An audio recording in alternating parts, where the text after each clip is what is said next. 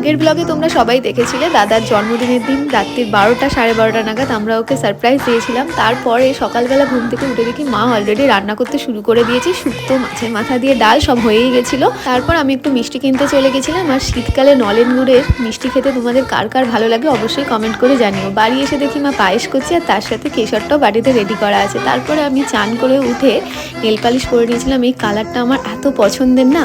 তারপর আমি চন্দন বেটে নিয়ে নিচে চলে আসি। এসে দেখি মা অলরেডি প্লেট সাজাচ্ছে। মা আজকে অনেক কিছুই রান্না করেছিল। কি রান্না করেছিল তোমাদের সাথে অবশ্যই শেয়ার করে দিচ্ছি। আর কিটক্যাট কিন্তু দাদার জন্মদিনে মাস্ট, কারণ এটা ওর খুব পছন্দের।